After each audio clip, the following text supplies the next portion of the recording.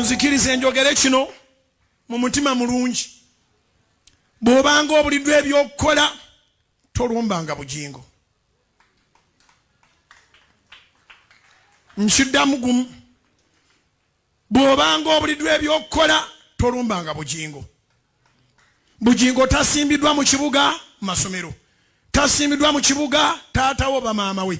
Tasimbiddwa mu kibuga baabawo ba mwannyina. Tasimbiddwa mu kibuga nti nagagga gundi.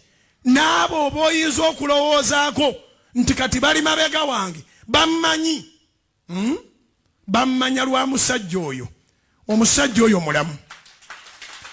Yesu mulamu. Omusajja oyo Yesu mulamu. Oli wa ddembe obutanjagala.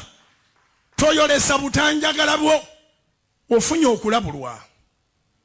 Nsobola okujjirayo lisiti y'abantu nga 50 ng'okubonaabona kwabwe kwa lwatu.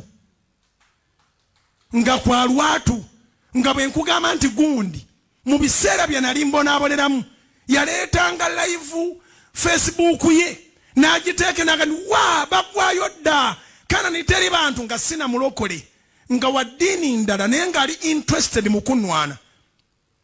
Nsobola okuba ndi gundi ndoze mwamulabanga ku Facebook ngalaga teri bantu kati mbuulira gy'ali.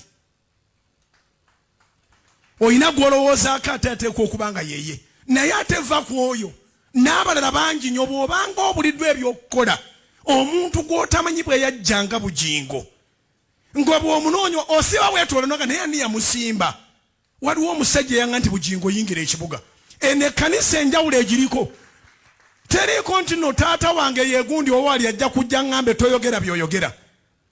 Kanisa zonna ekyaziremesa okukulaakulana ne zitandika okubanga zikonziba bukonzibi ziriko abaziragira. Kanisa eno eruma abakadde baabasumba. Ebalumira ekintu eki si be baagitandika. Eno ekkanisa eriko Yesu yagitandika.